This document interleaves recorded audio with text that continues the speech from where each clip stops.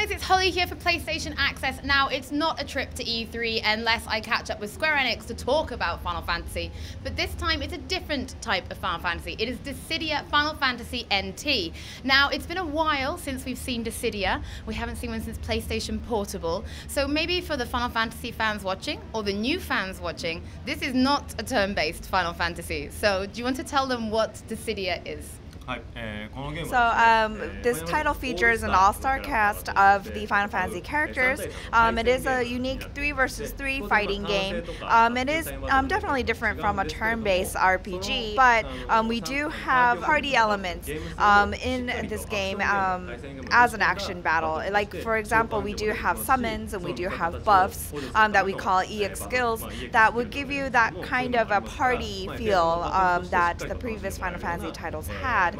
And so you should players should be able to enjoy this title as a Final Fantasy battle game.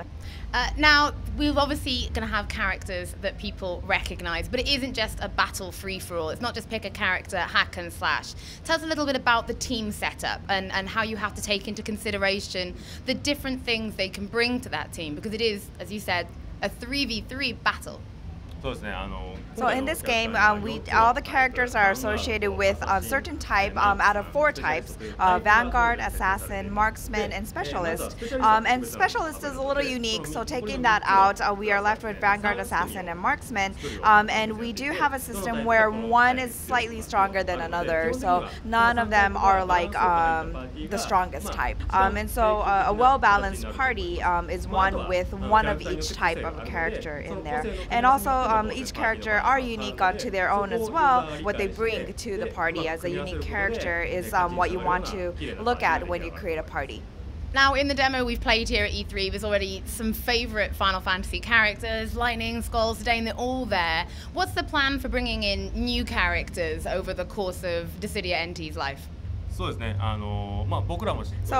are a lot of characters that we ourselves want to include in this game, and we will be announcing a few characters before the PS4 release as well, and we do hope to have updates after as well, and hopefully add in new characters after the release. Now, very finally, on the outside, Dissidia does look a little bit tricky, a little bit difficult to understand, because when it comes to fighting games, we're used to being able to button bash if we're not quite sure what we're doing. We're going to hopefully make a beginner's guide to Dissidia to explain that, but can you give us one top tip for somebody who might be doing Dissidia for the very first time? So we have the bravery system, which is the unique system in this game, and what happens with that is as you attack opponents with the bravery attack, which is allocated to the X button, you will increase the amount of damage you will be able to deal with an HP attack. XX square might be the way to go in this game. Thank you very much for your time. I am looking forward to playing it. I'm definitely going to get back in. I last had it on PlayStation Portable, so it's always good to have Dissidia back. I am going to have to practice. That's a top tip, XX square. But you guys can stay tuned to the YouTube channel, because we are going to have more on Dissidia, and we are going to help you guys break it down a little bit, so if you are new, you can learn everything you're going to need to be a master of this, because let's face it, who doesn't want to be a master at Dissidia? It's Final Fantasy.